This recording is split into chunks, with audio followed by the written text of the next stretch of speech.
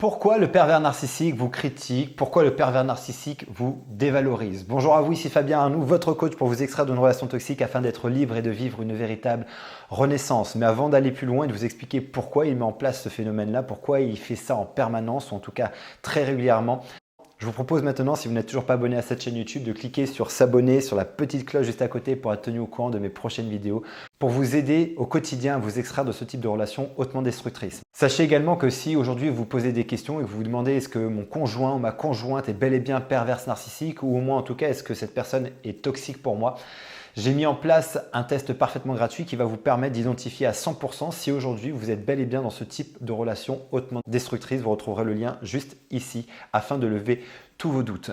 Alors pourquoi le pervers narcissique vous critique et vous dévalorise? C'est extrêmement simple, c'est en fait pour se rassurer lui-même, c'est sa capacité, sa façon à lui de s'auto-valoriser. Ce sont des êtres vraiment qui se sont construits dans une dynamique très particulière où pour se valoriser et finalement se rassurer sur leurs propres valeurs, ils ont besoin de dévaloriser l'autre, ils ont besoin d'enfoncer l'autre, ils ont besoin d'écraser l'autre, ils ont besoin de dominer l'autre. Ils sont vraiment dans un monde de domination, dans un monde où il y a un dominant, une dominée, et que dans ce monde-là, le seul moyen qu'ils ont, eux, pour se rassurer, pour se valoriser, ça va être d'écraser l'autre. D'où le fait de vous critiquer, d'où le fait de vous dévaloriser, d'où le fait de vous humilier. C'est en fait tout simplement, à chaque fois qu'il fait ça, une façon pour lui de se rassurer dans ce qu'il est, en tout cas dans ce qu'il croit être. Et ça nous donne quand même une information très importante sur ce type de personnalité. C'est ce que j'appelle l'affirmation du manque. L'affirmation du manque, c'est quoi? C'est tout simplement l'idée que si réellement j'étais sûr de ma valeur, si réellement je suis certain de la valeur que j'ai et de ce que je peux apporter aux autres, est-ce que j'aurais besoin de l'étaler? Est-ce que j'aurais besoin d'aller critiquer, dévaloriser les autres pour aller démontrer une pseudo-supériorité de ma part ou une pseudo-valorisation de ma part? Non. Pourquoi? Parce que j'ai la certitude déjà de ce que je suis. Quand on est sûr de ce que l'on est, on n'a pas besoin de rentrer dans ce mécanisme, dans cette compétition malsaine. Et c'est exactement ce que nous démontrent en fait le pervers narcissique ou les manipulateurs, ou en tout cas les personnes, sans forcément parler de pervers narcissique et de manipulateurs, les personnes qui sont dans ce schéma-là de critique et de dévalorisation permanente. Ils sont en fait tout simplement en train de nous parler de leur peur. Et cette peur-là, ce besoin finalement d'aller dévaloriser, d'aller critiquer, dénote tout simplement d'une peur importante, d'une souffrance importante et tout simplement d'un sentiment de se sentir en permanence inférieur aux autres. Je suis toujours en train de me comparer aux autres et dans cette comparaison, je me sens en insécurité, je me sens moins, je me sens faible, je me sens petit, je me sens rien, inexistant. Donc pour pallier à ça, je vais affirmer quelque chose à l'extrême pour cacher ça aux autres et pour tout simplement me donner confiance, me sécuriser, me faire croire que. Et donc, je critique, je dévalorise, j'humilie. Mais la vraie raison de ça, c'est que le pervers narcissique ou les manipulateurs se sentent en fait extrêmement petits, extrêmement faibles, n'ont que peu d'estime d'eux-mêmes, voire pas du tout d'estime d'eux-mêmes. Alors, quand je dis ça, c'est juste pour que vous compreniez la mécanique, mais attention, pas de compassion, pas d'empathie mal placée. Ça ne veut pas dire qu'ils sont à plaindre, en tout cas pas les pervers narcissiques, parce que comprendre ça, ça va vous permettre d'augmenter votre discernement, votre capacité à comprendre pourquoi ils font ça et de donner du sens aussi à ce que vous vivez. Par contre, ça ne doit pas déclencher chez vous une notion de compassion ou d'empathie mal placée qui pourrait vous dire que dans ce cas-là, oh, mais s'il fait ça, c'est parce qu'il est en grande souffrance à l'intérieur et que finalement, c'est parce que ça se trouve dans les origines de son enfance, de sa vie, dans ce il n'a pas eu suffisamment d'amour, il n'a pas eu suffisamment de confiance, on ne lui a pas suffisamment donné de sécurité émotionnelle et donc je vais lui apporter ça.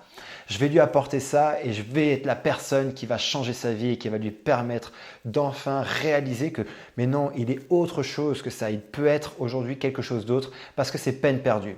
Si vous rentrez dans ce schéma-là, dans ce rôle du sauveur, de la sauveuse, c'est perdu d'avance, vous allez vous enfoncer dans un gouffre sans fond. Okay, parce que cette faille-là, c'est un gouffre sans fond dans lequel vous allez vous épuiser, dans lequel vous allez perdre toute votre énergie, dans lequel vous allez vous éteindre.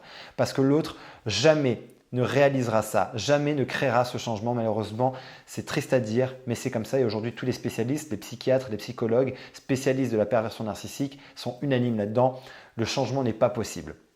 Donc, ne perdez pas votre temps là-dedans, et cette vidéo n'est pas prévue et n'est pas faite pour que ça déclenche cette empathie et cette compassion.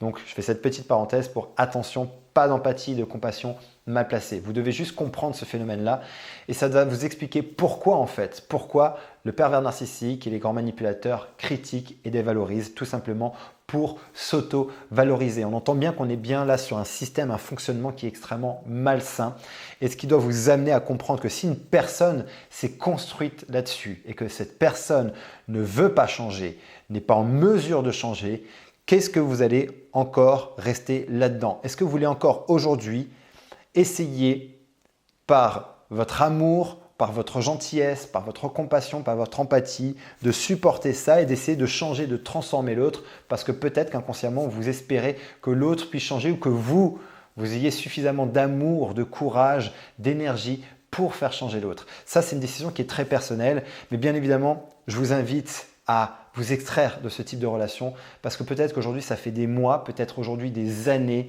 et des années, peut-être des décennies que vous êtes dans ce type de relation et que vous ne comprenez pas ce que vous vivez et que vous avez en face de vous une personne qui est dans cette critique permanente, dans cette dévalorisation.